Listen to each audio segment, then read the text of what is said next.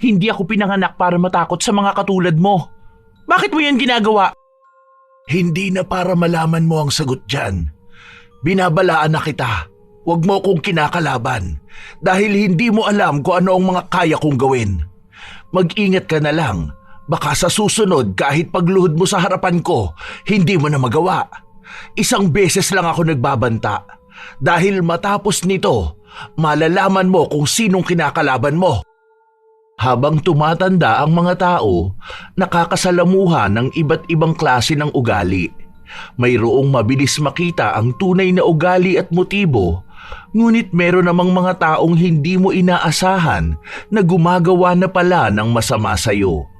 Dahil lang sa sila ang itinuturing mong isa sa malapit mong kaibigan at tanging kakampi sa lahat. Dahil sa nangyari sa tiyahin ni Anika, natuklasan niya rin ang isang lihim na kay habang panahon na palang kumukulong sa kaluluwang puno ng galit at inggit. Magagawa niya kayang palayain ang taong sumasailalim sa itim na kapangyarihan o pare-pareho silang magiging bilanggo ng dilim. Salamat naman at ligtas ka sa biyahe mo, Anika. Nakausap ko ang tatay mo. Ang akala ko nga hindi ka natutuloy rito.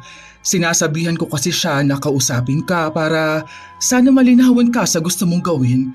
Ang kaso, ang sabi niya sa akin na nagdesisyon ka na raw na magpunta rito. Nahihiya na tuloy ako. Baka isipin ng mga magulang mo na dumadagdag pa ako sa pabigat sa buhay ninyo. Para naman pong ibang tao kayo, tiya. Alam naman po ng tatang na malaki ang utang na loob ko sa inyo. Kayo po ang nagpaaral sa akin. Tapos lahat ng pangangailangan sa bahay namin nun, kayo talaga ang tumutulong. Kaya ano po ba naman tong ginagawa ko? Gusto ko naman kayong tulungan. Dapat nga po nung isang araw pa ako pupunta rito eh. Ang kaso lang nagkaroon ng problema sa trabaho ko. Pero okay na po ngayon. Work from home naman ako. Kaya makakasama mo ko rito sa bahay. Pero kapag hindi mo na kaya, sabihan mo lang ako ha. Pwede ka namang umuwi sa inyo kung sakali man. O kaya kung lilipat ka ng bahay, hindi rin naman kita masisisi kung sakali man. Ang hirap ba namang alagaan ang gaya ko? Kaya nga ako iniwan ng asawa ko eh. Mabuti na lang at wala kaming anak. Kundi baka kawawa rin ang bata. Hindi ko maaalagaan. Ano po ba kasing nangyari sa inyo? Nagpatingin na po ba kayo sa doktor? Dati po ang naaalala ko, namamanas lang palagi ang kaliwang binti nyo. Tapos kapag naninigas, hindi kayo kaagad nakakapaglakad. Hindi ko naman po akalain na magiging ganyan na yan kalala. Kasing taba na ng katawan ng bata yung binti nyo. Tapos nangingitim pa ang paan nyo. Nag-aalala po ako, baka kung ano na yung nangyayari sa inyo. Naku, ilang beses ko na yung ginawa. Inoperahan pa nga ito nung una. Kasi may bukol to, 2. Matapos ang operasyon, wala nang nangyari, mas lalo lang lumala. May iniinom akong gamot, ang mahal nga lang. Kaso wala rin namang nangyayari. Hinayaan ko na lang, kaysa naman makaaksaya pa sa pera.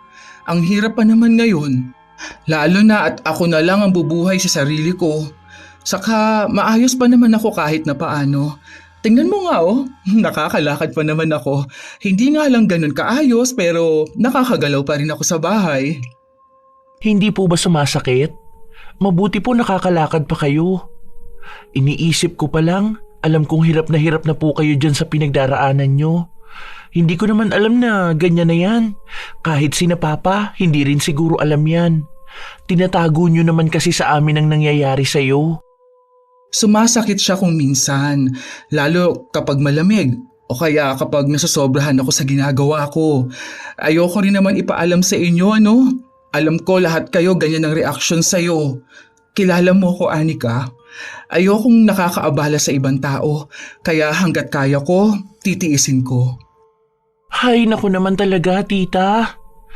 Sige po pala, magpahinga na muna kayo dyan. Nandito naman na po ako eh. Hindi na kayo mahihirapan magkikilos sa bahay. Kapag may kailangan kayong iutos sa akin, sabihan niyo lang ako. Nakakahiya talaga sa'yo, Anika. Ang bait mong bata ka. Ang swerte talaga ng mga magulang mo dahil may anak sila na katulad mo. Nang bola pa talaga. Bumabawi lang po ako sa mga naitulong niyo sa akin. Hindi ko naman po maaabot ang pangarap kong makapagtapos sa pag-aaral kung hindi niyo po ako tinulungan eh. Utang na loob ko po ito sa inyo. Kahit po sabihin yung hindi ko naman yun dapat bayaran, iba pa rin po talaga kapag naiisip ko ang mga sakripisyo nyo sa akin. Tapos may sakit pa kayo noon, pero talagang todo bigay kayo kapag kailangan ko. Oo na, sige na. Magpahinga ka na rin ha. Ang haba ng binyahe mo, mapuntahan lang ako. Diyan ka sa kabilang kwarto, maayos na yan. May lamesa din dyan na paglalagyan mo ng laptop mo para kapag nagtatrabaho ka. Hindi ko lang masyadong nalinis ha, dahil hindi ako makakilos ng maayos. Okay lang po yan. Maayos nga po eh. Mas magulo pa po ang kwarto ko sa bahay. Bago pumasok sa loob ng kwarto si Anika, inalalayan niya ang tiyahin niya papasok sa loob ng kwarto nito. Kahit na hindi ipahalata ng dalaga, kapansin-pansin na naaawa siya sa kinahantungan ng tiyahin niya. Isang modelo noon si Soledad at ang isa sa ipinagmamalaki niyang magandang parte ng katawan niya ay ang mga binti niya. Ngunit ngayon, wala na ang ganda nito dahil nahahaluan na ng nakakatakot na itsura. Nais ni Anika na habang nagtatrabaho siya, nag-iipon siya ng pera para muling maipatingin ang kalagayan ng kanyang tiyahin. Kinabukasan, maagang nagising si Anika para sana maghanda ng makakain nila. Tita, bakit wala pong laman ng ref nyo? Wala talaga yon. Tubig lang ay nilalagay ko doon. Buti nga nakabukas yan ngayon. Po? Paano naman ang pagkain nyo? Wala man lang po ba kayong iniluluto? Mag-isa lang ako sa bahay. Kaya kung ano na lang ang pwedeng mabili sa tindahan, yun ang kinakain ko. Minsan may mga kapitbahay na nagbibigay sa akin ng pagkain. Pero hindi naman ako umaasa sa kanila. Ay, hayaan mo, mamaya magpapabili ako ng mga karne. Nakalimutan kong magpabili kahapon eh. Hindi ko na kasi naasikaso dahil inayos ko itong bahay. Nakalimutan ko na may makakasama na pala ako. Pasensya ka na ha, nasanay lang talaga ako na mag-isa. Ako na lang po ang pupunta sa bayan. Sandali lang po, magpapalit lang ako ng damit. Mag-grocery na ako para may stock tayo dito sa bahay. Noong una ay pinigilan pa ni Soledad ang pamangkin, pero hindi ito nakinig sa kanya at ipinaliwanag ang dahilan kaya siya naroon para alagaan siya. Nagbalak pa na mag-abot ng pera pambili si Soledad, ngunit hindi yun kinuha ng pamangkin niya. Madali lang din naman nalaman ng dalaga ang papunta sa bayan dahil may tricycle naman siyang nasakyan. Pagka-uwi niya sa bahay, napansin niyang tila may bisita ang tiyahin. Tita, nandito na po ako. Ay, hello po, magandang araw. Siya ang tinutukoy kong pamangkin ko, yung anak ng bunso kong kapatid. Kararating lang niya kahapon. Si Anika yan, ang paboritong pamangkin ko. Siya ba yung sinasabi mong mag-aalaga sa'yo? Mabuti na lang iha, nandito ka. Kasi naaawa na ako rito sa kaibigan ko. Hirap na to mag-isa sa bahay. Ako naman, dinadalaw ko siya pero syempre may katandaan na rin ako. Madalas na nasa bahay lang ako. Nakakapunta lang naman ako rito kapag pinapayagan din ako ng mga anak ko. Sandali lang po, magluluto po muna ako. Dito na lang din po kayo kumain. Maiwan ko po muna kayo ha para makapag-usap po kayo ng maayos. Ang bait ng pamangkin mong yan, ano? Halata naman kasi tingnan mo maasikaso rin. Ang ganda, parang ikaw nung kabataan mo. Ganyan na ganyan ang katawan mo sa kanya. Balingkinitan at ang hahaba ng bias. Nakakamiss nga eh. Nakita ko ang mga pictures ko nung lumalaban pa ako ng mutya ng barangay. Ngayon, parang pang syokoy na ng barangay. Tingnan mo naman ang binti ko. Nakakatakot ng tingnan. Noon ang kinis nito eh. Talagang lililingunin ng mga kalalakihan. Ngayon, nililingon pa rin naman. Kaso, may halong pandidiri. Kung ano-ano na naman yung mga pinagsasasabi mo, Soledad. Kung may maitutulong lang talaga ako para maipa-opera ka, matagal ko nang ginawa. Kaso, alam mo na, walang-wala rin naman ako. Kahit ang mga anak ko nga hindi na nakakapagbigay sa akin. May mga pamilya na kasi sila eh. Wala na yon, saka matanda na rin naman ako. Hinihintay ko na lang kung kailan ba ang kamatayan ko. Ilang dekada na tayo magkaibigan. Sa lahat ng pinagdaanan ko sa buhay, kasama kita. Kaya ayos na sa akin yung kakampi kita. Hindi mo na kailangang isipin ang pera sa operasyon ko dahil wala na rin naman akong balak magpa-opera. Naririnig ni Anika ang usapan ng dalawa. Doon niya lang napagtanto na naririnig na niya ang kwento ng tiyahin niya tungkol sa matalik nitong kaibigan na si Segunda. Pero ngayon niya lang ito nakilala. Pansin niya naman na mabait nga ito dahil isa rin ito sa nag-aalaga sa kanyang tiyahin. Mabilis na lumipas ang mga araw. Nagiging komportable naman si Anika sa bahay ng kanyang tiyahin. May mga araw na silang dalawa lang ang nasa bahay. Minsan naman ay bigla na lang dumarating si Segunda. Sanay na rin si Anika sa ganon, kaya nagpapasobra siya ng nilulutong pagkain. Magtatrabaho ka na ba? Mamaya pa po ako, panggabi po ako ngayon eh. Nagbago yung schedule, 1 buwan po akong night shift. Dapat pala natutulog ka ng hapon para hindi ka antukin. Panay ka pagbabantay sa akin eh. Hayaan mo ako, kaya ko naman ng ibang gawaing bahay. Hindi ako sanay na inaalagaan ako ng ganito. Isipin mo rin ang sarili mo. Hindi ka nagpunta rito para maging katulong lang talaga.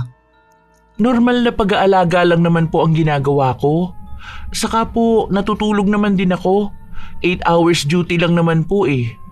Bago ako matulog, nagluluto na ako para paggising natin kinabukasan, iinitin ko na lang po. Doon pa lang sa amin eh, sanay na po ako sa ganito. Minsan nga sa ingay ng mga tao doon, hindi na ako nakakatulog talaga. Hindi katulad dito na nakakapagpahinga talaga ako. Hindi ka ba nahihirapan sa ginagawa mong pag-aalaga sa akin? Hindi naman po. Oo nga po pala, malapit lang po ba ang bahay ng kaibigan nyo? Matagal na po ba kayong magkaibigan? Kasi naaalala ko, andun ata siya nung kasal ni na tatay. Hindi ko po masyadong matandaan kasi bata pa ako nun eh. Parang namumukhaan ko lang siya.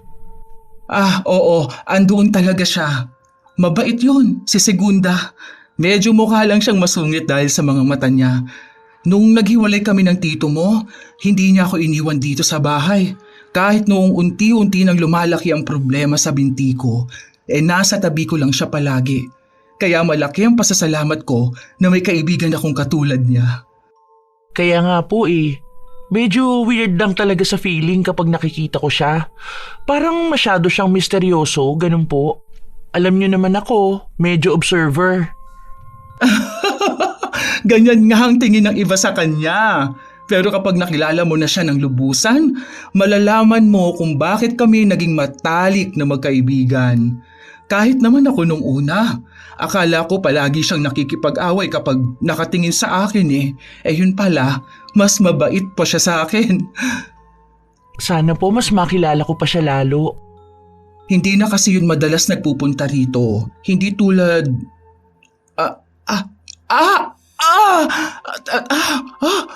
Teka lang, ang sakit ng binti ko. Kumikirot. Aray ko. Ay, Diyos ko po. Ano pong nangyayari sa inyo, tita? Naku, umupo muna po kayo. Baka po nabigla kayo.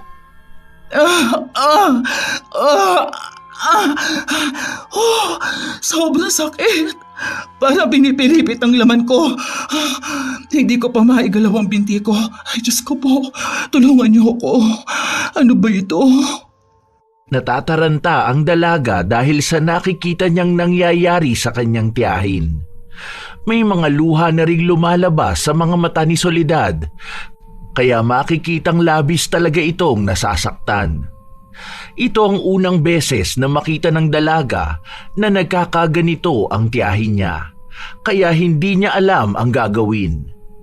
Kumuha na lang si Anika ng maligamgam na tubig at saka niya marahan na inihuhuga sa binti ng tiyahin niya. Pero kahit anong gawin nila, walang nangyayari. Tumagal yon ng halos 1 oras bago humupa ng paunti-unti ang sakit. Ano na pong nararamdaman niyo, tita? May masakit pa po ba? Hindi ko pa alam pero hindi na siya ganun kasakit tulad kanina. Salamat, Anika. Ay nako, teka, anong oras na? Late ka na makakapagtrabaho. Hindi kaya pagalitan ka na niya ng boss mo? Pasensya ka na ha. Hindi ko alam na aatake na naman tong sakit ko. Kakausapin ko na lang po ang TL ko mamaya. Valid reason naman po ito dahil emergency. Sigurado po ba kayo na maayos na kayo? Gusto niyo ba na magpunta tayo sa ospital ngayon na? Pwede naman ako mag-absent kaysa naman po nagkakaganyan kayo. Nag-aalala ako, baka mamaya bigla na naman niyang sumakit. Hindi na, hayaan mo na to. Wala rin namang magagawa ang mga doktor. Hindi nga nila malaman kung anong sakit ko Iba-iba ang sinasabi nila. Tapos wala naman din silang maibigay na tamang gamot. Kaya wala rin akong aasahan sa kanila. Magtrabaho ka na lang. Baka ako pang maging dahilan para mawalan ka ng trabaho. Ganyan po ba talaga ang nararamdaman nyo? Paano kung mag-isa lang kayo sa bahay? Anong ginagawa nyo? Minsan nga mas malala pa ang sakit na nararamdaman ko. Parang gusto ko nang mamatay kapag ganun nakasakit. Alam mo yung hanggang sa singit ko naninigas yung laman? Minsan inaabot lang naman ng ilang minuto. Kapag ganun, medyo kaya ko pa. Pero kapag ganito na umaabot ng ilang oras, umiiyak na lang ako at nagdarasal. Yun lang naman ang kaya kong kapitan sa ngayon Walang ibang mababaka sa mukha ng dalaga kundi ang awa. Noong narinig niyang sumisigaw sa sakit ang tiyahin, naiisip niya ang ilang mga araw na mag-isa lang si Soledad na nagdurusa sa loob ng bahay. Nang makapagtrabaho na ang dalaga, pinagalitan siya dahil sa ilang oras siyang late. Kahit na nasa trabaho si Anika, hindi niya maibigay ang buong atensyon sa kanyang ginagawa dahil labis siyang nag-aalala sa kanyang tiyahin. Sa paglipas pa ng ilang mga araw, nananatiling kalmado ang kalagayan ni Soledad, pero hindi pa rin mapakampante ang kanyang pamangkin. Sure po ba kayo na ayos lang kayo? Saglit lang naman po ako sa bayan. Magwi-withdraw lang ako tapos grocery. Dadaan na rin ako sa butika para bumili ng pain reliever kung sakali man na sumakit na naman po ang binti nyo. At least meron kayong pwedeng inumin. Wala man lang po kasing kahit na anong gamot dito. Oo, ayos lang ako. Ikaw talagang bata ka, panay ka pag-aalala sa akin. Minsan nga subukan mo rin gumala ha, para malibang ka. Hindi yung palagi ka lang nasa bahay at kasama ako. Huwag mo akong masyadong pagkagastusan ha. Mag-ipon ka na lang. Huwag na yung gamot-gamot na yan. Aksaya lang yan sa pera. Paano naman po ako makakagala kung iniisip ko po kayo? Ayos na po ako. Sanay din naman po ako na palagi lang ako nasa bahay. Ayoko po sa maraming tao o kaya maglakad-lakad sa labas. Ipapahinga ko na lang yun. Isa pa po, baka mamaya sumumpong na naman yung sakit na nararamdaman nyo tapos wala ako rito. O, sino mag-aasikaso sa inyo? Sanay na ako sa ganito. Ikaw ang intindihin mo ang sarili mo. Matagal lang ganito ang nararamdaman ko. Habang ikaw, bata pa para magkaroon ng ganitong responsibilidad. Oh, siya. Sige na, umalis ka na. Anong oras na? Mainit na yan mamaya sa labas. Magdala ka ng payong ha. Minsan pa bago-bago ang panahon, baka biglang umulan. Mamaya ikaw naman na magkasakit. Bago lumabas ang dalaga, nakita niya pang papalapit sa bahay nila ang kaibigan ng kanyang tiyahin. Binati niya ito, ngunit hindi niya pa rin magawang tingnan sa mga mata si Segunda. Nakakaramdam siya ng pinaghalong hiya at pangamba na hindi niya alam kung bakit.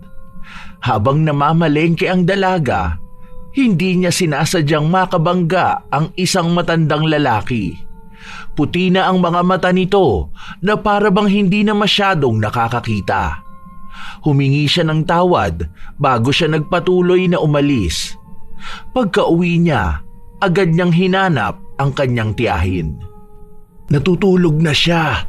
Kanina pa raw kasi siya inaantok. Hindi ata siya nakatulog ng maayos kagabi, ano? Salamat po sa pagbabantay sa kanya. Dito na po kayo kumain. Mabilis lang naman pong maluto tong ulam. Hindi na. Kailangan ko na rin kasing umalis. Hinihintay na ako ng apo ko sa bahay. Sige na, bantayan mo na lang maigi ang tiyahin mo ha. Sana lang wag nang sumumpong pa ang sakit niya at naaawa na ako sa kanya.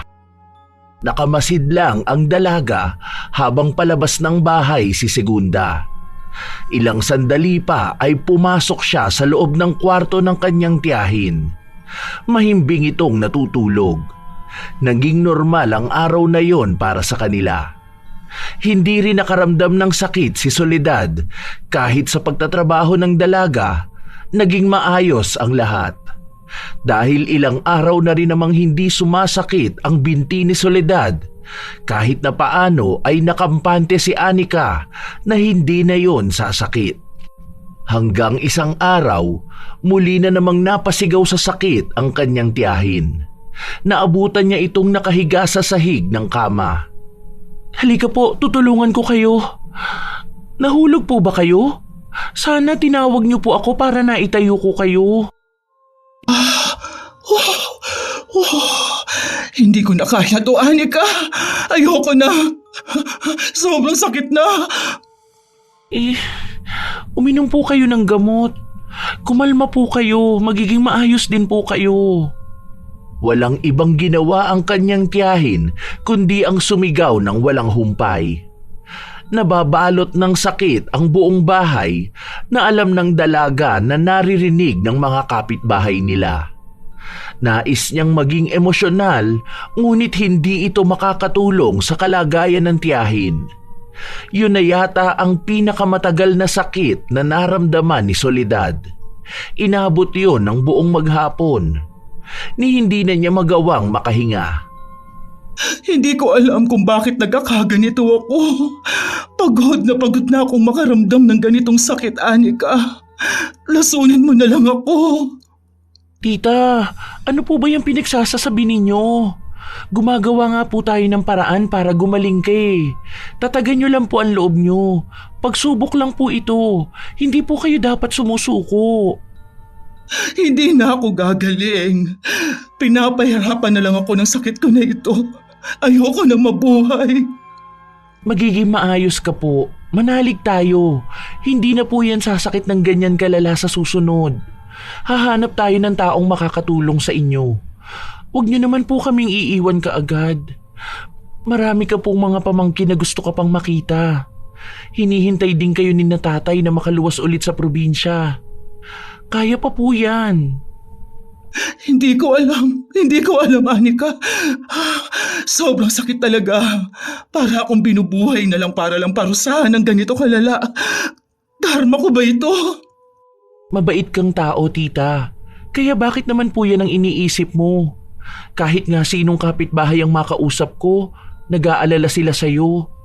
Wala ka naman pong kaaway dito. Hayaan niyo po, tumatanggap ako ng ibang project para lang makaipon ako. Dadalhin ko kayo sa pinakamagaling na doktor. Pilit na pinapalakas ni Anika ang loob ng kanyang tiyahin. Kahit na alam niya at ramdam niyang hirap na nga ito sa kanyang pinagdaraanan. Nang humupa ang sakit na nararamdaman ni Soledad, pinatulog na siya ng pamangkin. Tumawag din ang dalaga sa kanyang mga magulang para ipaabot ang balitang nangyayari. Wala rin naman sa kanila ang makaluwas dahil wala silang sapat na pera at may mga inaalagaan din silang mga apo. Sinubukan din ni Anika na humingi ng tulong pinansyal sa mga sikat na personalidad na nag-aalok ng tulong. Pero alam niyang matatagalan pa bago may mag-abot sa kanila ng simpatya. Kaya ginagawa na lang niya ang lahat para lang makapag-ipon. 3 araw pa ang lumipas, naging maayos na naman si Soledad. Patuloy na umaalalay ang pamangkin niya. Day off mo ngayon, di ba? Ayaw mo ba magpunta sa MOA? Ano naman pong gagawin ko doon? Magpapagod lang po ako. Magdala ka lang kaya. O doon sa isang kainan na parang Japanese style ba yon? May nakita akong post ng anak ng kapitbahay natin. Galing sila doon. Maganda raw at masarap ang pagkain. Mahilig ka sa ganoon, di ba? Sige na, libangin mo ang sarili mo. Minsan mo lang naman yung gagawin eh. Wala naman po akong kasama. Kung sasama po kayo, tara, pumunta tayo ngayon. Libre ko naman kahit anong pagkain ang gusto nyo. Nako, ayoko nga sa ganyan. Masyadong matao. Tapos, magiging pabigat lang ako sa'yo. Nakakahiya. Mamaya makita ng mga tao na mukhang halimaw ang kasama mo. Tingnan mo nga, mas lalong lumalaki tong binti ko. Ang bigat na. Kahit paglalakad, hirap na ako. Pansin ko nga po, kada sasakit yan lumalaki.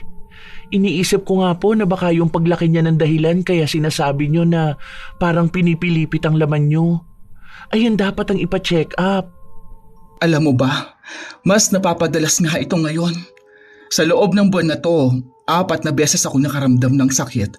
Samantalang noon, 1 beses lang kada buwan. Ang unang beses kitang nakita na namimilipit sa sakit, nung bagong dating ako. Kailan ba yun? Friday po yun eh. Tapos itong last na nangyari sa'yo, 3 days ago.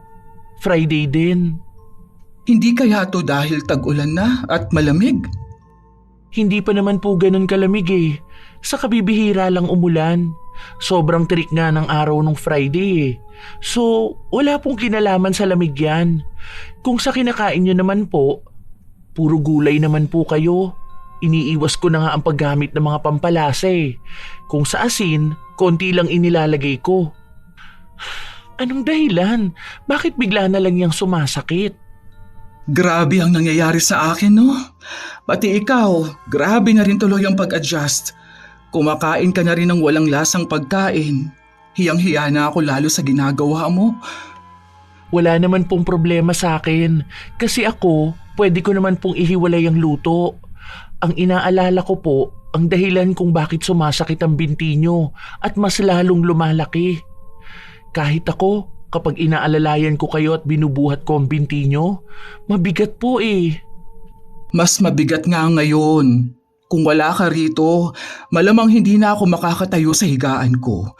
Kaya maraming salamat talaga, Anika. At sorry ha, masyadong pabigat ang tita mo. Hayaan mo, kapag namatay ako, hindi ka na mahihirapan.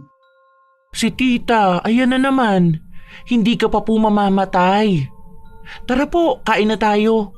May binili akong prutas. Nabasa ko na maganda yon para sa inyo. Habang kumakain ng dalawa, dumating naman si Segunda. Naghain ng pagkain ng dalaga pero tumanggi itong kumain.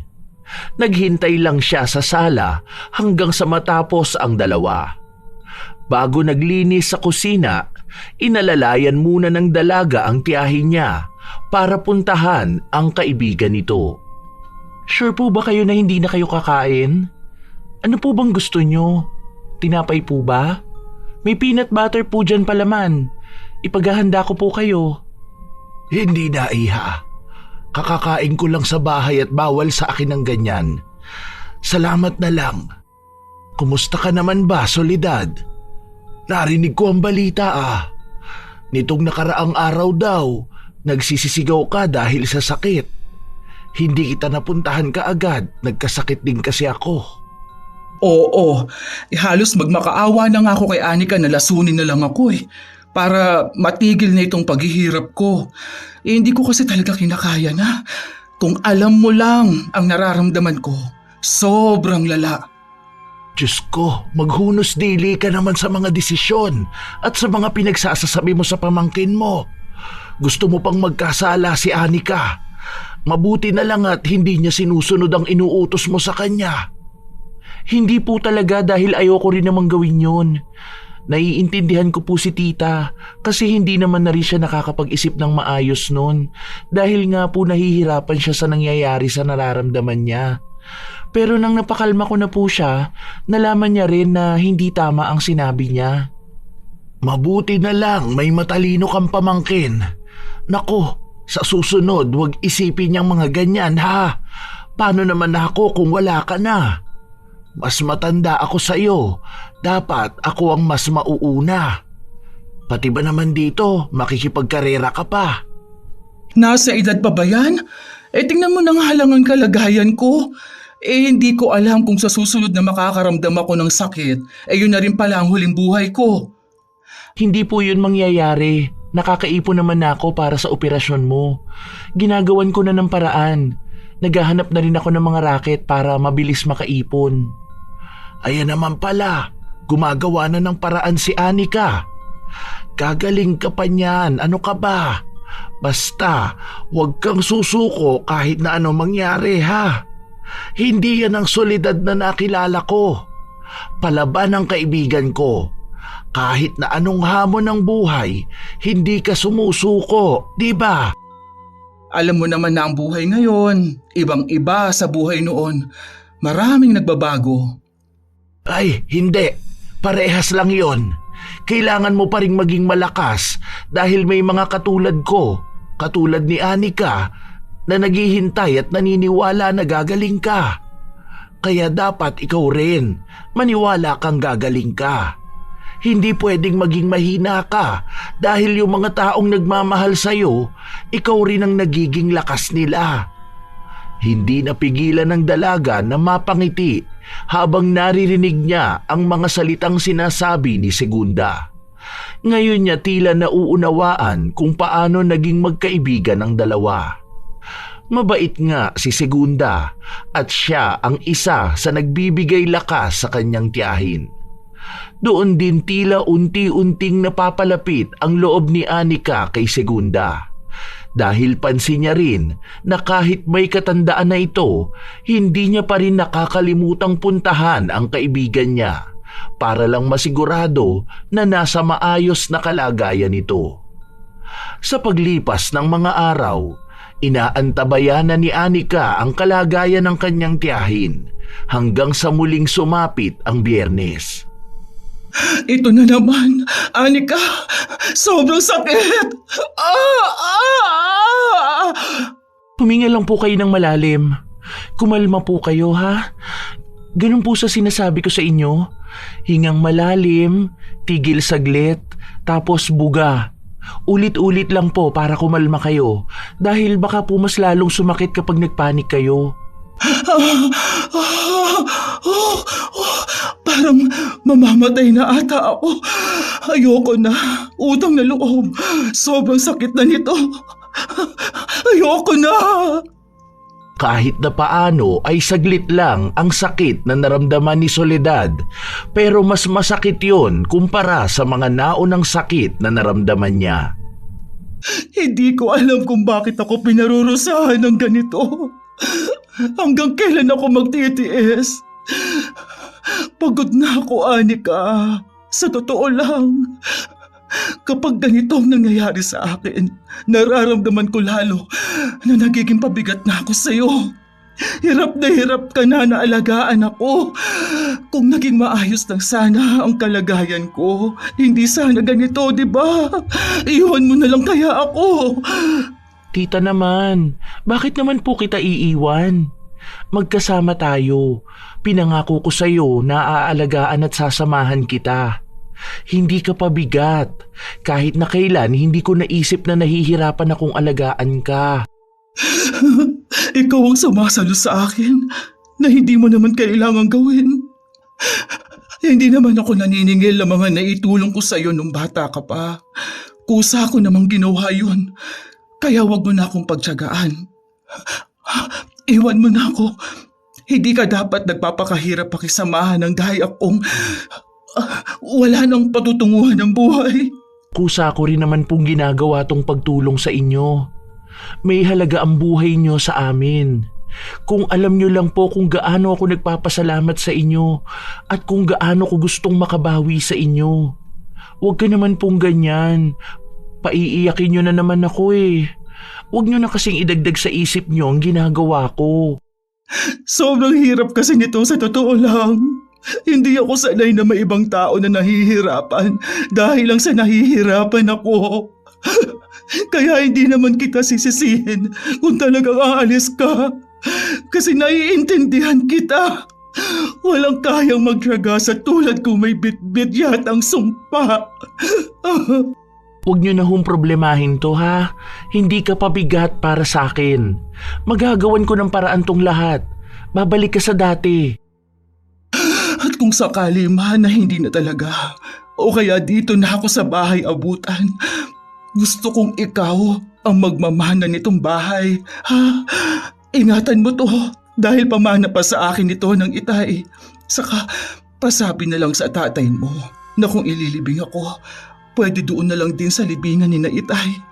Sa'yo na lang ako maghahabilin kasi hindi ko alam kung makikita ko pa ba sila o sa burol ko na lang sila magsasama-sama.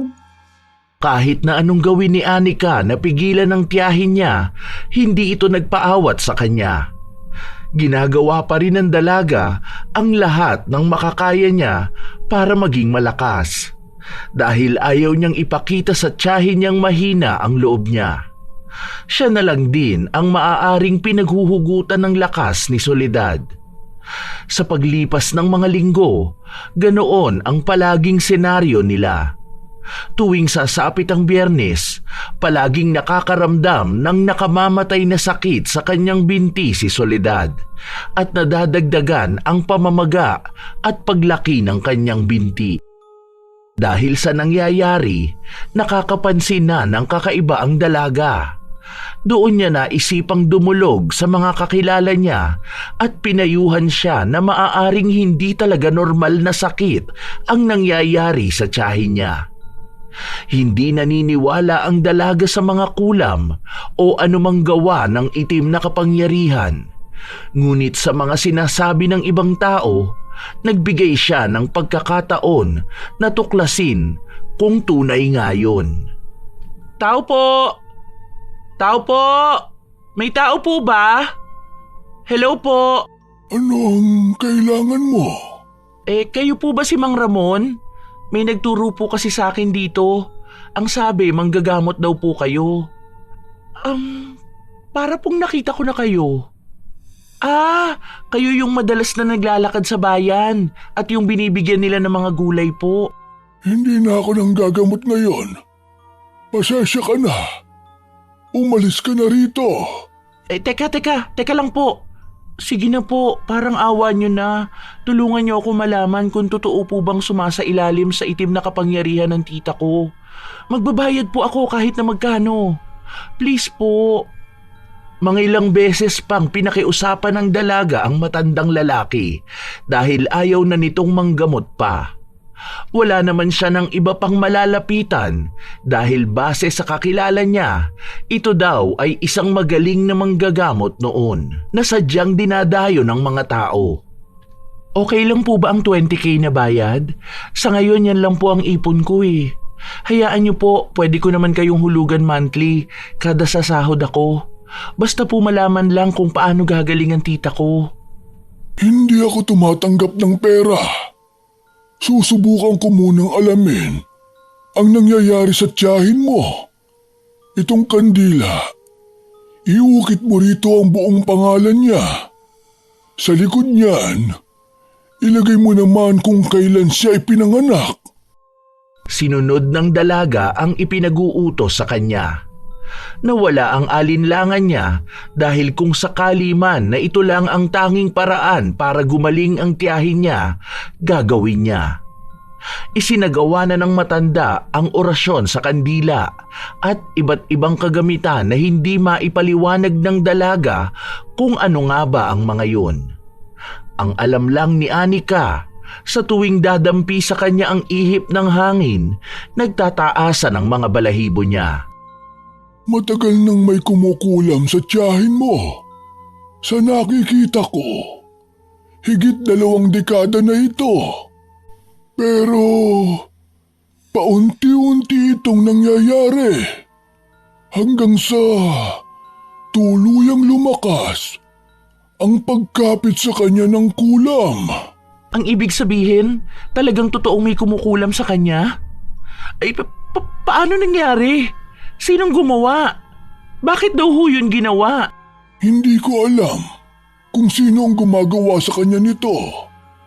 Kailangan pa maglaan ng ilang panahon para malaman dahil masyado na itong matagal.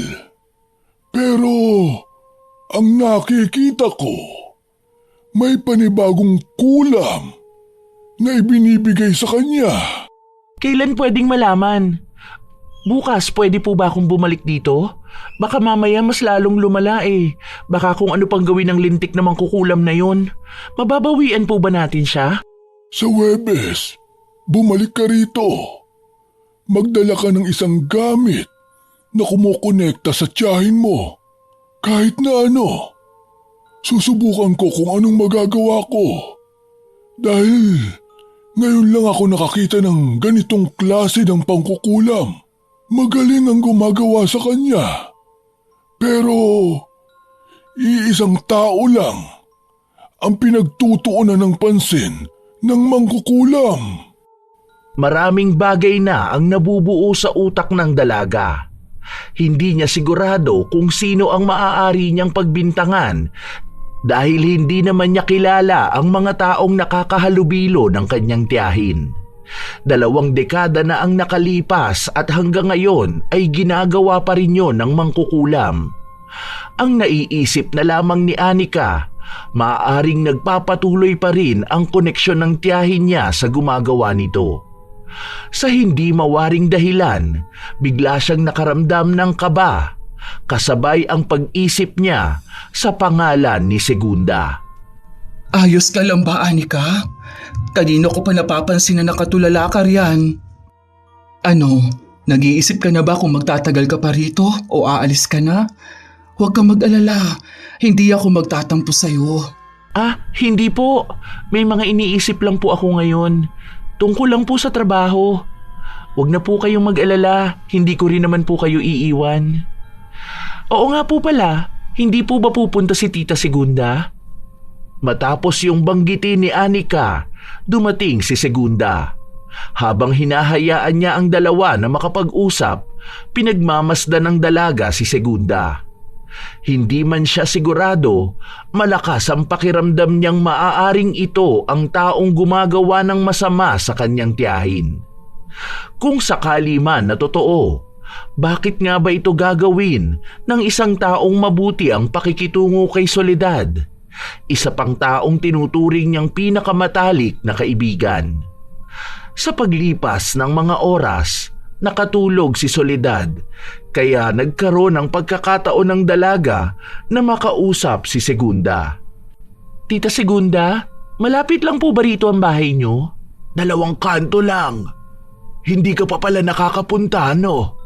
Sa susunod, punta ka. May pamangkin akong single, kasing edad mo rin. Sige po, sa susunod po. Sobrang tagal niyo na pong magkaibigan ni Tita, no? Lahat na ata ng kaganapan sa buhay ng isa't isa, natunghayan niyo na. Ang galing din kasi nakatira lang kayo sa iisang lugar.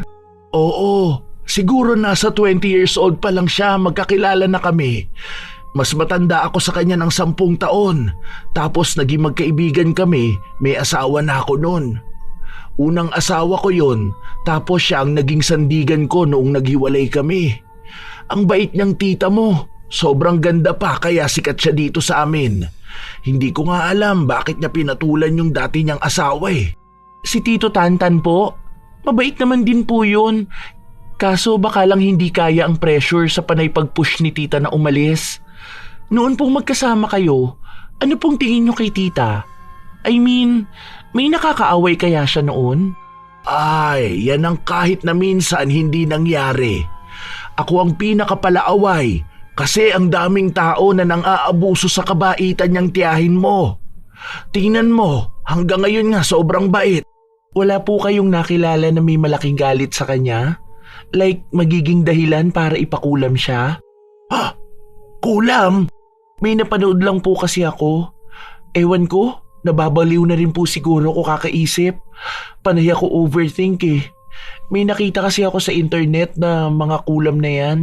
Kaso, hindi naman ako naniniwala sa ganun. Weird po, bigla ko lang naitanong. Dapat siguro, Iha. Bawasan mo ang kapapanood mo ng mga ganyan. Kung ano-ano na lang ang naiisip mo. Sige na, uuwi na ako. May kailangan pa akong gawin. Huwag na po muna. Pwede naman kayong matulog dito sa amin. Anong oras na po? Makulimlim pa ang langit. Hindi. Kailangan ko makauwi. Hindi ako sanay matulog sa bahay ng ibang tao. Bahay po ng kaibigan nyo ng ilang dekada, hindi kayo sanay matulog? Bahay ng ibang tao? Ibang tao ang tita ko para sa inyo? Kailangan ako ng mga apo ko. Doon na tila ba nabuhay ang pagdududa ni Anika. Habang naglalakad palayo si Segunda, nakatitig lang sa kanya ang dalaga. Ilang sandali pa, lumingon ito sa kanya. Nababalot ng misteryo si Segunda, bagay na ayaw palampasin ni Anika. Magaling siyang kumilatis ng isang tao, kaya alam niyang may kung anong kakaiba sa kaibigan ng kanyang tiyahin. Kung tunay man ang hinala niya, nais niyang malaman ang tunay na dahilan kung bakit nga ba yun nagawa ni Segunda. Inilihim din ng dalaga ang tungkol sa pagdulog niya sa manggagamot dahil alam niyang hindi sasang-ayon ang tiyahin sa ganong pamamaraan. Isang gabi, habang abala ang dalaga sa kanyang trabaho, narinig niyang muli ang malakas na sigaw ng kanyang tiyahin. Agad siyang napatakbo papunta sa kwarto nito. Hala tita, ano pong nangyayari sa inyo? Wag mong hawakan, sobrang sakit. Mas masakit to ngayon. Dahil umaabot na hanggang sa singit ko ang sakit. Hindi humupa ang pagsigaw ni Soledad sa sakit hanggang sa kinabukasan ay ganun pa rin. Hindi katulad ng mga naunang pinagdaanan niya na matapos ang mahabang oras ay babalik na sa normal ang nararamdaman niya. Ngunit ngayon, mas malala na. Mangilang beses na rin siyang nagmakaawa sa pamangkin niyang tapusin na lang ang paghihirap niya, pero ayaw ni Anika. Alam niyang may ginagawa na naman ang taong kumukulam sa kanyang tiyahin. Ilang araw ang lumipas, walang nagbabago. Hindi naaalis ang sakit ni Soledad at ilang beses na rin kinausap ng dalaga ang albularyo. Sinasabi lang sa kanya na maaaring pinapalakas ng mangkukulam ang ginagawa niya dahil nararamdaman nitong may ginagawa na silang pangontra. Pinagsabihan din siya ni Mang Ramon na mag-ingat. Dahil sa oras na malaman ng mangkukulam ang ginagawa niya, maaaring isa siya sa bawian nito.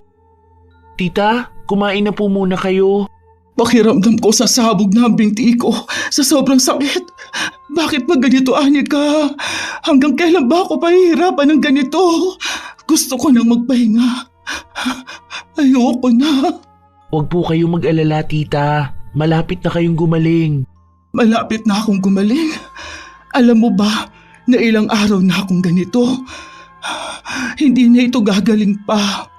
Mas tatanggapin ko pang mamatay na lang ako kaysa mabuhay bit-bit ang paghihirap na ito. Maniwala po kayo, tita.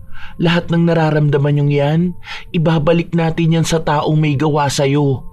Pinapangako ko po sa'yo, magbabayad siya sa ginagawa niyang masama sa'yo. Hindi napansin ni Anika na habang nagsasalita siya, pumasok sa loob ng kwarto si Segunda. Hindi niya rin naman inaasahan na dadalaw ito dahil ilang araw na rin siyang hindi nagpapakita. Soledad, ano nang nangyayari sa iyo? Nakarating sa akin ang balita. Kahapon ko pa nga sana gustong pumunta rito eh. Hindi na magtatagal ang buhay ko. Hindi ko na talaga kaya itong nangyayari sa akin. Magiging maayos ka rin. Huwag kang mawala ng pag-asa ha. Manalig ka, gagaling ka. Halika, magdasal tayo. Tama po, tita. Manalig lang po kayo. Hindi po tayo pababayaan ng may kapal. Naniniwala po ako na gagaling kayo at ang taong may sala sa nangyayari sa inyo, mukhang siya naman ang dapat na magdasal sa kadilimang sinasapian niya dahil malapit na siyang balikan ng kasalanan niya. Matalim ang mga mata ni Segunda habang nagsasalita si Anika. Mukhang pareho lang silang nagpapakiramdaman sa mga nangyayari. Hindi iniwan ni Anika ang tiyahin niya, kasama ang hinihinala niyang mangkukulam.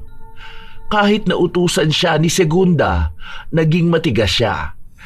Dahil iniisip ni Anika na kapag iniwan niya ang tiyahin niya, maaaring may gawing masama na naman si Segunda. Ayaw niyang magpatalo sa kakayahan nito. Habang lumilipas ang oras, hindi napapakali ang matanda dahil bawat galaw niya ay nakamasid ang dalaga. Makalipas ang maghapon, doon na lang nagpaalam na umalis si Segunda. Pero bakas ang pagkairita sa kanya. Ihahatid ko na po kayo sa pinto. Mag-iingat po kayo sa pag-uwi nyo. Hindi ko naman po kayo pwedeng ayain na dito na lang kayo sa bahay matulog kasi po ayaw nyo naman. Anong ginagawa mo? Ginagawa ko? Inaalalayan kayo palabas sa bahay. Kayo po, anong ginagawa nyo? Huwag mo akong paglaruan, bata. Alam kong may ginagawa ka.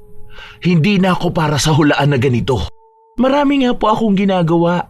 Katulad na lang ng pagluluto, paglalaba, pagtatrabaho. Depende na lang po kung anong gawain ang tinutukoy nyo. Gawain ba na may kinalaman sa ginagawa nyo rin? Huwag ka nang makialam. Kung ayaw mong pagsisihan sa huli ang mga ginagawa mo.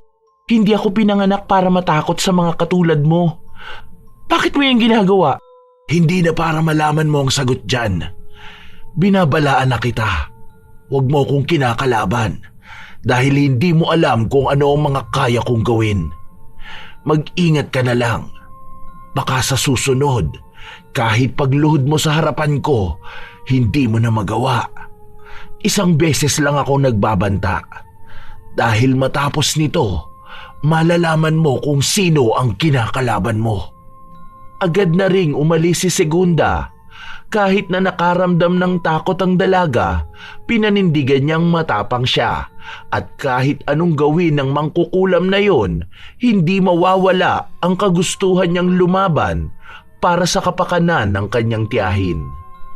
Hindi na nawala sa isipan ni Anika ang usapan nilang yon.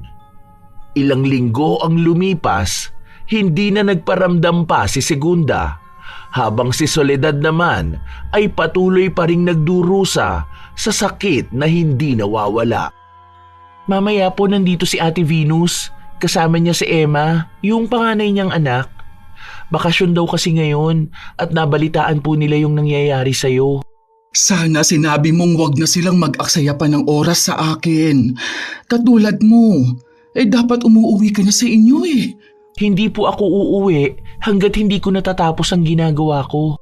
Yung pinsan mo, sabihan mo na wag nang tumuloy. Sige na, nahihiya na ako sa mga ginagawa ninyo sa akin eh. Ang dami ko nang naiistorbong tao. Huwag na, please naman Anika. Kung alam mo lang kung paano ako nakakaramdam ng hiya sa inyo. Kailangan din po kasi na may magbabantay sa inyo. Sa mga susunod na araw po mapapadalas na wala ako rito. May mga inaasikaso po ako, pero hindi ko muna po pwedeng sabihin sa inyo kung ano ang mga yun. Kaya ko namang mag-isa. O kaya si Segunda. Pakikiusapan ko na lang siya. Noong nakaraang punta niya rito, hindi ba ang sabi niya kapag kailangan ko siya, ipatawag lang siya? Sa ngayon, ang kaibigan ko na yon ang kailangan ko. Hindi ko po alam kung pupunta pa yun dito. At wag niyo po sanang mamasamain ang sasabihin ko. Pero hindi niyo na po dapat asahan ng matanda na yun. Hindi niyo siya kaibigan. Siguro po, kayo tunay na kaibigan ang tingin niyo sa kanya. Pero siya, ang dami niyang tinatago sa inyo. Hindi po ibig sabihin na naging mabait siya sa pakikitungo sa inyo ng mahabang panahon. Yun na nga ang tunay niyang ugali. Magaling siyang magtago, kaya hindi niyo nahahalata. Anong sinasabi mo, Anika? Kilala ko na si Segunda. Matagal na kami magkaibigan. Sa lahat ng nangyari sa buhay ko, palagi siyang nasa tabi ko. Bakit? May naging pagtatalo ba kayo nung huling beses siyang nagpunta rito? Kaya ba hindi na siya nagpapakita sa akin? Hindi ko po maipapaliwanag sa ngayon. Kaya naaayos ko na po ang lahat. Kapag natapos ko na po ang mga dapat kong gawin, malalaman niyo po ang ibig kong sabihin. Kahit na pinilit siya ni Soledad, pinilit pa rin ng dalaga na itago ang anumang nalalaman niya. Nang naroon na ang pinsan niya, agad na ring nagtungo si Anika sa bahay ng albularyo na tumutulong sa kanya. Pagpunta niya roon, kapansin-pansin na masama ang pakiramdam ni Mang Ramon. Pero hindi yun naging dahilan para tumigil sila sa ginagawa nilang pakikipaglaban sa mangkukulam. Pero halata pa rin na hirap ang matandang makipaglaban. Sa paglipas pa ng mga araw, hindi pa rin nagpaparamdam si Segunda hanggang sa isang gabi, habang inaasikaso ng dalaga ang kanyang tiyahin, nakaramdam siya ng kakaiba. Ang sakit ng binti ko. Para ring namamanhid. Hindi ko maiapak. Parang may kuryente. Ang sakit. Uy, baka naman nadaganan mo kanina. Namumulikat ba? Hindi po. Sobrang sakit. Parang yung laman ko hinahalukay. Aray ko. Naku po, Diyos ko. Wag naman sanang ganito ang mangyari sa'yo sa nangyayari sa akin. Baka nahawaan na kita ng sakit ko. Magpasama ka na kay Venus. Magpunta na kayo sa ospital bago pa lumalayan. Hindi ako pupunta sa ospital. Hindi to magagamot ng mga doktor.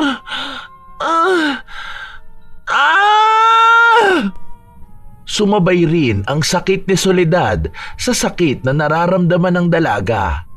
Dahil sa nangyayari, mas lalong nataranta ang mga kasama nila sa bahay. Humingi sila ng tulong sa ibang tao para lang madala ang dalawa sa ospital. Pero patuloy na tumatanggi si Anika. Alam niya na ang nararamdaman niya ay maaaring dulot ng ginagawa sa kanya ni Segunda. Hanggang sa kinabukasan, nanatiling masakit ang binti ng dalaga, ngunit kahit na paano ay nakakalakad na siya. Ano nang nararamdaman mo? Bakit ba kasi ang tigas ng ulo mo? Ayaw mo magpunta sa doktor. Para nga maagapan na yan kaagad eh. Tingnan mo, namamanas na rin ang binti mo. Ganyan na nangyari sa akin. Matapos niyan magkakaroon na ng bukol. At ang masama, umabot pa ng ganito sa akin. Hindi po ito magagamot sa ospital, katulad ng nangyari sa inyo. Dahil hindi po sakit ang nangyayari sa atin. Ilang sandali pa ay dumating si Segunda, para bang sinadya niyang dumalaw para makita kung tumatala ba ang kulam na ginawa niya kay Anika. Ngunit baka sa mukha niya ang galing niyang magpanggap. Diyos ko po! Anong nangyayari sa iyo, Iha? Bakit parang namamanas ang paa mo? May nararamdaman ka ba? Andito ka pala, Segunda. Mabuti naman na padalaw ka. Hindi ko nga alam kung anong nangyayari kay Anika. Baka mamaya nakakahawa pala itong sakit ko. Huwag naman sanang lumalayan katulad sa nangyayari sa akin. Sana nga hindi na. Hindi naman siguro siya magkakaganyan kung wala siyang nagawa. Nagawa? Ang galing mo talaga magpanggap na mabait ka, no? Kaya sa ganyan mo nadaan si tita na inakala niyang tunay kang kaibigan. Anika, ano ba yung pinagsasabi mo? Totoo po ang sinasabi ko, tita. Dahil ang babae na yan ang tunay na may dahilan, kaya ka nagkakaganyan. Kinukulam ka po ng matandang yan. Ano bang pagbibintang yang sinasabi mo, Iha? Anong kulam? Hindi ako naniniwala sa ganyan. Huwag ka na magpanggap. Alam ko na ang sikreto mo. Alam kong may tinatago kang inggit sa kanya simula pa noon. Kaya kapilit na lumalapit sa kanya noon pa man dahil gusto mo siyang makitang magdusa. At ngayon na alam ko ang ginagawa mo, ako naman ang binabawian mo, hindi ba? Inuunti-unti namin ang albularyo na nilapitan ko na alisin ang kulam, pero masyado kang malakas. Siguro dahil nakasanla na talaga ang kaluluwa mo sa kadiliman. Tumigil ka na, Anika! Hindi totoo yung kulam na yan. Bakit ba ganyan ka magbintang sa kaibigan ko?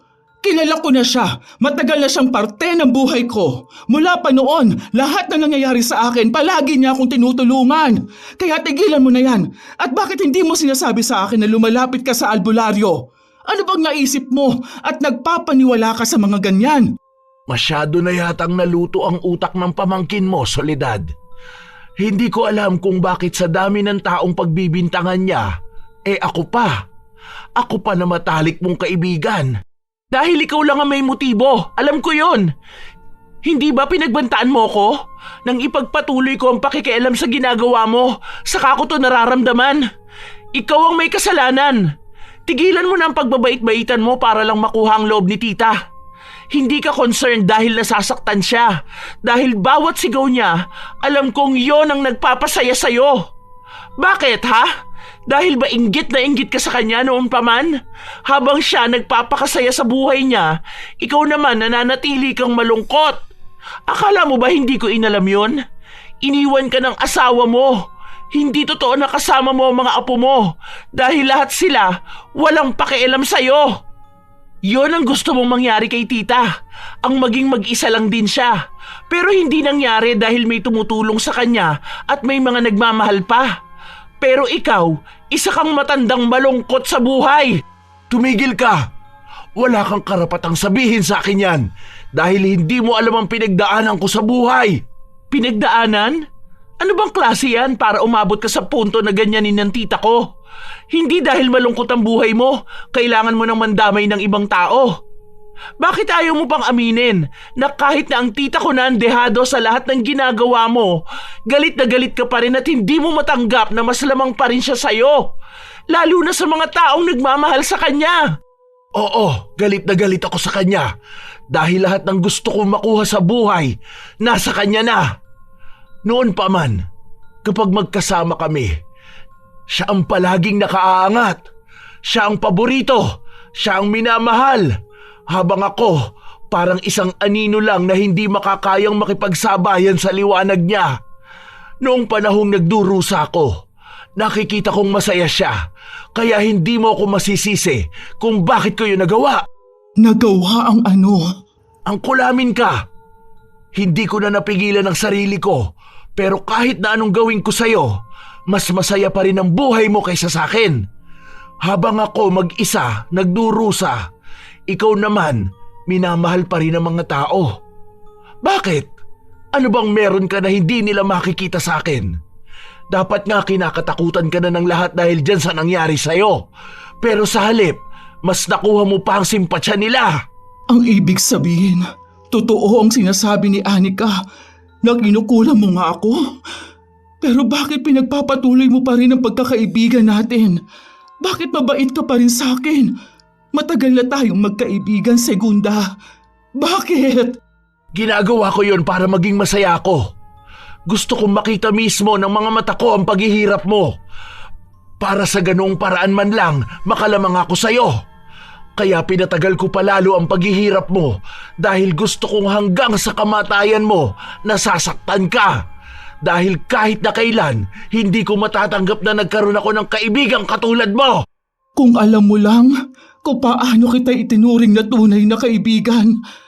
Kapag nasasaktan ka, nakakaramdam din ako ng kapareho mong lungkot. Kung alam mo lang kung paano ko ipagdasal na sana palagi kang nasa maayos na kalagayan, na makaya mong harapin ang mga problema mo sa buhay. Kung sana alam mo lang kung paano ako humahanga sa katatagan mo dahil kahit hindi mo nakikita at hindi ko sinasabi, nagkakaroon din ako ng inggit sa'yo. Hindi ko alam na lahat pala ng ipinakita mo sa akin ay peke. Ang ilang dekada nating pagkakaibigan, lahat pala yun, binubuhay lang ng galit at inggit. Alam ko na kaya mo pang magbago. Naniniwala ako na may kabutihan pa sa kalooban mo. Wala nang natitirang kabutihan sa akin. Lahat kayo, pagdaraanan ng kaparehas na sakit na meron ka. Kaya ang ginagawa mo, Anika, wala yung magiging laban sa akin. Tanggapin mo na lang din ang katotohanan na matutulad ka sa tiyahin mo. Matapos yung sabihin ni Segunda, ay agad na rin siyang umalis. Doon muling nagsimulang makaramdam ng sakit sa kanyang binti si Anika at ang patuloy na paglaki ng binti niya. Namamaga na ito at parang napupunit ang balat niya sa sakit. Walang humpay silang sumisigaw at ilang minuto lang din ay dumating si Mang Ramon. Parang awa mo na, Mang Ramon. Tulungan mo kami ni tita. Hindi ko na talaga kinakaya to. Kagagaling lang ng mangkukulam na yun sa bahay. At alam kong pahihirapan niya pa kami lalo. Lumalaban siya ngayon. Hindi ko alam kung kakayanin ko. Pero sinusubukan ko na. Kapag nakuha ko na ang kahinaan niya, matatalo natin siya. Naniniwala ako na kaya mo, Mang Ramon. Parang awa mo na. Tulungan mo kami. Nagpatuloy ang matandang albularyo sa pagriritual. Nababaka sa mukha niya ang hirap na pinagdaraanan niya dahil maging siya ay nakakaramdam ng sakit katulad sa nararamdaman ng magtiyahin. Ang tubig na ginagamit ni Mang Ramon sa pakikipagkonekta sa pangkukulam ay napapalitan ng kulay hanggang sa maging itim ito ng tuluyan. Inabot yon ng ilang oras bago sila nakaramdam ng kaginhawaan. Doon lang sila tila nakahinga ng maayos. Bumagsak sa sahig sina Anika at Mang Ramon. Ano na pong nangyari? Nagawa ko siyang matalo. Sa totoo lang, sa dami kong nakasagupang mangkukulam, siya ang pinakamalakas. Buong buhay niya, inalay niya sa galit. Hindi ko akalain na kakayanin ko siya. Dahil kung hindi ko siya magagawang matalo, mamamatay tayong tatlo. Salamat po, Mang Ramon. Ano nang mangyayari kay tita ngayon? Mawawala na ba ang sakit niya? Mahabang panahon pa ang gugugulin bago mawala yan. Hindi ganun kadali. Dahil ilang dekada niyang bitbit yan. Paunti-unti. Pero hindi na siya magiging katulad noon. Nang makabawi ng lakas ang matanda, saka siya nagpaalam na umalis. Nais pa siyang bayaran ni Anika pero hindi ito tinanggap ni Mang Ramon. Sinabi niya na sapat na ang lakas at kapangyarihan na nakuha niya mula sa mangkukulam. Ang pagkapanalo niya mula sa labanan nila ni Segunda ay isang parte na tutulong sa kanya para maging mas magaling pang manggagamot. Hindi naman yun maunawaan ni Anika, kaya muli na lang siyang nagpasalamat sa naging malaking tulong sa kanya ni Mang Ramon para lahat sila ay makalaya sa sumpa na dala ng inggit. Ano na pong nararamdaman niyo ngayon, tita? Maayos na ang binti ko, hindi na siya masakit. Pero hindi ko pa rin siya mabuhat dahil ang bigat. Salamat nga pala sa ginawa mo para sa akin, Anika. Hindi pa kita pinaniwalaan. Tapos nadamay ka pa. Paano kung hindi tayo nanalo laban kay Segunda? Ano nang kahantungan ng buhay mo? Bata ka pa. Marami ka pang pangarap na nais abutin. Ang isa sa pangarap na naabot ko ngayon ay ang maalis ang sakit na pinagdaraanan niyo ng mahabang panahon. Malaya na po kayo. Gagawa na lang po natin ang paraan ng binti niyo. Ano na ang mangyayari sa kaibigan ko? Ayos lang ba siya? Ang sabi ni Mang Ramon, pwede na po natin yan ipa-opera. Matapos po nun, pwede na po kayong makalakad ulit. Paunti-unti po, maibabalik din ang dati niyong sigla. Bakit po parang malungkot kayo? Ang sabi ni Mang Ramon, hindi niya alam kung anong babalik kay Segunda, pero alam niyang may malupit itong matatamo dahil yun daw ang unang beses na babalikan siya ng kulam. Bakit po ba iniisip niyo pa rin ang babae na yun? Hindi po ba dapat nagagalit kayo sa kanya dahil ilang taon niya kayong pinahirapan? Hindi ako makaramdam ng galit sa kanya. Sa halip ay naaawa ako. Ang dami niyang pinagdaanan sa buhay. Oo, pinahihirapan niya ako. Pero hindi ba't mas pinahihirapan niya ang sarili niya? Hindi siya makawala sa sarili niyang galit. Binago siya ng sarili niyang kamalian. Alam mo, iyon ang pinakamahirap takasan sa lahat. Dahil hindi niya alam na sarili niya na mismo ang kinasusuklaman niya nang hindi niya namamalayan. Hindi lang ako ang trinaydor niya, pati ang sarili niya. Nauunawaan ni Anika ang mga salitang yon at alam niya na kahit na anong mangyari, mananatili pa ring mabait ang tiyahin niya. Mahirap talagang tanggapin na ang kaibigan niya mismo ang taong may pakana kung bakit siya nahirapan ng mahabang panahon. Malalim ang pinagsamahan nila kahit na hindi totoo ang pinapakita ni Segunda. Paghilom ng katawan at damdamin ang kailangang gawin ni Soledad. At sa mga panahong nasa proseso siya ng paghilom, ipinangako ng dalaga na palagi niyang sasamahan ang tiyahin. Sa paglipas ng mga araw, naging maayos ang kalagayan ni Soledad. May pagkakataon na hinihintay niyang bumisita ang kaibigan niya. Pinaopera na rin nila ang bukol sa binti ni Soledad, kaya bumalik sa normal ang binti niya. Inabisuhan sila ng doktor na maaaring abutin niyo ng 2 taon pa bago tuluyang maging maayos ang paglalakad niya.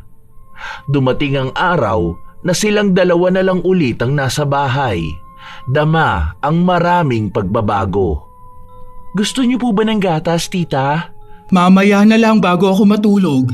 Ang lalim naman po yata ng iniisip niyo. Kanina ko pa napapansin na nakatulala kayo dyan sa bintana. Huwag niyo po sabihin na hinihintay niyo na naman ang kaibigan niyo. Hindi na po yun magpapakita at hindi na po natin alam kung ano bang nangyayari sa kanya. Isipin niyo na lang po na isa na lang siyang multo ng nakaraan niyo. Hindi ako mapakali eh. Hindi ko maalis sa utak ko kung ano ng kalagayan niya. Naaawa ako sa kanya kasi naaalala ko noong mga panahon na siya lang ang kasama ko. Kahit na hindi ko alam kung tunay ang pagtulong niya sa akin, pero minsan ko rin siyang naging lakas. Gusto niyo po ba siyang puntahan bukas? Sasamahan ko po kayo. Kahit na ayaw ng dalaga na magkitang muli ang tiyahin niya at ang dati nitong kaibigan, mas pinili niya pa rin na pagbigyan si Soledad. Hindi niya naman talaga maiiwas na isipin ng tiyahin niya ang kaibigan na nakasama niya ng mahabang panahon. Kinabukasan, agad silang umalis para puntahan ang tinutuluyang bahay ni Soledad. Alam yun ni Anika dahil minsan na siyang nanggaling doon, kaya nalaman niya ang estado ng buhay ni Segunda. Ito ba ang bahay ni Segunda? Sigurado ka ba, Anika? Parang bahay ito ng aso. Luma na at sira-sira. Ito na po talaga ang bahay niya. Matagal na siyang hindi nakatira sa bahay ng asawa niya, tapos wala na rito ang mga anak niya. Nung hinahanap ko siya, dito ako tinuro ng mga tao. Nung una hindi ako naniniwala sa kanila hanggang sa nakita ko siya mismo na pumasok dito. Diyos ko po, ano na kayang kalagayan niya ngayon? Bakit hindi man lang niya sinabi sa akin noon na ganito na ang nangyayari sa kanya? Dahil siguro magmumukha siyang talunan? Ayun din po siguro ang dahilan kung bakit galit na galit siya sa'yo. Kaya kahit na anong pilit mong pakitaan na magkaibigan kayo, ipinagpapatuloy niya pa rin ang pangkukulam sa'yo. Pumasok na po tayo sa loob. Sa labas pa lang ay nangangamoy na malansa, para bang sugat na hindi nalilinis. May mga langaw rin na nagkalat sa paligid. Nang makapasok sila, nakaramdam ng panlulumo si Soledad. Lalo pa nang makita niya ang kaibigan niya na nakahiga sa papag at tila ba inuuod na ang binti niyang napupuno ng sugat. Ang loob ng bahay, magulo at marumi. Hindi ganon ang itsura ng bahay na iniisip niyang madadatnan niya.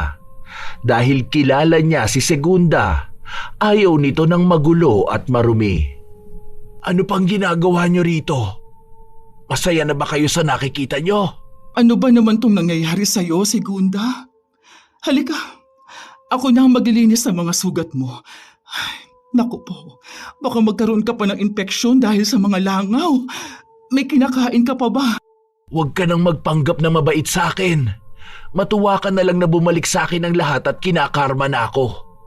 Sapat na tong nakikita nyo. Lumayas na kayo! Naaawa kami sa kalagayan mo. Kahit na may nagawa kang masama sa amin, hindi naman kami kasing sama ng ugali mo. Hindi ko kailangan ng awa ninyo. Ayoko magmukhang kaawa-awa sa kahit na sino. Alam kong ayaw mo nang kinaawaan ka. Pero hindi ko naman matiis na hayaan kang ganito lang. Hindi man kaibigan ang turing mo sa akin, pero ako, may natitira pa rin akong awa sa iyo bilang tinuring kitang tunay na kaibigan. Hayaan mong tulungan kita kahit na sa huling pagkakataon lang. Hindi mo kailangang humingi ng tawad sa akin. Hindi mo na kailangang magpasalamat. Hayaan mong tulungan kita dahil alam mong yon ang ugali ko. Isa pa, gusto ko ring masigurado na kahit na paano ay maging maayos ang kalagayan mo.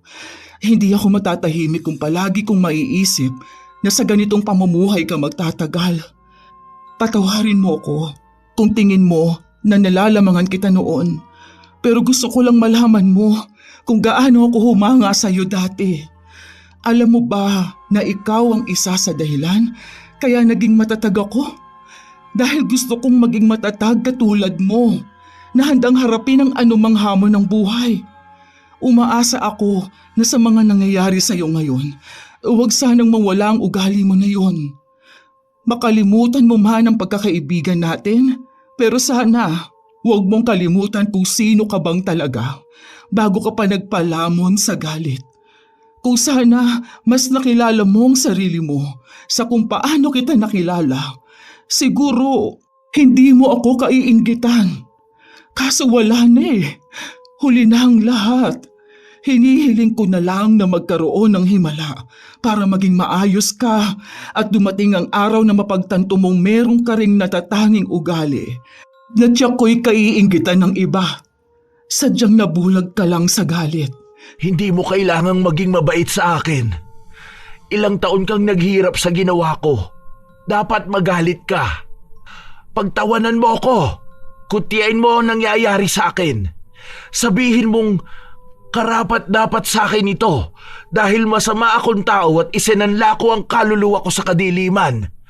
Huwag mo na akong pahirapan pa dahil lang sa pagiging mabuti mong tao. Hindi ko sasabihin yan kahit na kailan. Hindi ko maaatim na magsalita ng masama sa kapwa ko. Gusto mo bang humingi ako ng tawad sa iyo? Bago ka humingi ng tawad sa akin, humingi ka muna ng tawad sa sarili mo. Ikaw muna dapat ang unang magpatawad dahil doon mo lang tunay na malalaman kung ano ang dapat mo na pagsisihan. Sa mga salitang yon, tila nagising si Segunda, ngunit nanatiling matigas ang puso niya. Katulad ng sinabi ni Soledad, tinulungan niya ang dating kaibigan para malinisan ang katawan nito. Dahil ang sugat nito sa binti ay mas malala sa kung ano ang naranasan niya noon. Inuuod din ito dahil sa mga langaw. Pilit na pinagtatabuyan ni Segunda ang dalawa, ngunit hindi ito nakikinig sa kanya. Nang araw din na yon ay dumulog sila sa mga ahensya na maaaring makatulong kay Segunda dahil wala namang pamilya ang nais na kumupkop sa kanya. Yun na lang ang huling pagtulong na naiisip ni Soledad. Ang araw na yun din ang huling beses na nagkita ang dalawa. Sa paglipas ng panahon, tuluyan ang gumaling si Soledad. Iniisip niya na yon ang pangalawang buhay na ipinagkaloob sa kanya at nais niyang gamitin yon para maging mas makabuluhan pa ang kanyang buhay. Si Anika naman, nagpatuloy na rin sa kanyang mga pangarap. Umalis na siya sa poder ng kanyang tiyahin para magpunta sa ibang bansa. Si Soledad naman ay nag-ampo ng pamangkin niya na pwede niyang alagaan at ituring na anak para magkaroon din siya ng makakasama niya sa bahay niya. Hindi na rin kasi niya naisipan pa na mag-asawang muli. Ang huling balita na natanggap ni Soledad tungkol sa kaibigan niya ay ilang operasyon na ang ginawa sa sugat niya, ngunit wala pa ring nangyayaring paggaling. Wala naman siyang alam kung maaari yung ipagamot sa albularyo, lalo na at si Segunda rin ang may kagagawan ng nangyari sa kanya. Galit at inggit, dalawang bagay na nakakasira ng maraming pagsasama at nagiging hadlang para sa pagkakaibigan. Kahit na ilang dekada pang abuti ng pagkakaibigan, minsan Hindi masasabi kung gaano katagal doon ang tunay at gaano katagal ang pagpapanggap na lang. Nagawa ni Soledad na makalaya sa sumpa at matanggap ang isa sa mabibigat na pagtataksil ng taong inakala niyang kakampi niya. Habang si Segunda ay patuloy na nakakulong sa sumpa ng galit na siya mismo ang nagbigay buhay. Hindi niya magawang makalaya sa pagkakamali na siya mismo ang kusang dumulog. Dahil paano magagawang lumaban sa sumpa kung ang kalaban mismo ay ang sarili niya? Shout out sa ilan sa masusugid na tagapakinig ng mga istorya ni Lola Telang. Elise Padilla, Rochely Del Rosario, Girly Satur, Leonila Padolina, Kim Ortiza, Pinky Hepertor, Nailen Alaba, Nora Mejia, Laika Grace Dayaw, Marie Cowley, Lovely Rose Roa, Melanie Sanyo, Regine Sarosal, Jen Alikaykay, Luri Ann Vitalicio, Marco Nanes, Lovelia Esteriaga, Limay 34, Mayren Notarte, Cesan de la Cruz, Cresilda Sotil, Florence Hervasio, Nenita Aguilera, Erlinda Tolenada, Bert Ryan, Jenny Masalunga, Estela Olaño, Bondaki TV, Max Lorraine Golyena, Bret Hart, Hazar Marvez Bongkak, Gloria Taer, mga taga-barangay Amsik, Escarda Family, Taer Family, Armada Family, Katakata Family, Marana Campos Family, Odorio Family, Leonard Mike Roy ng Team Manok at sa lahat ng members from Angeles City, Pampanga. Shout out sa ating top commenters na sina Mike James Tapak, Sydney Crosswind, Vicky Yabut, Belen Malbas, Cheryl Bronyosa, Leonisa Cobo. Shout out din sa lahat ng mga OFW sa buong mundo, sa lahat ng masisipag na mga mananahi, mga driver, mga bakery staff, mga housewife, mga lola at sa bawat isa sa inyong laging nakikinig sa ating channel. Ako ang inyong Lola Telang at maraming salamat sa pakikinig mga apo.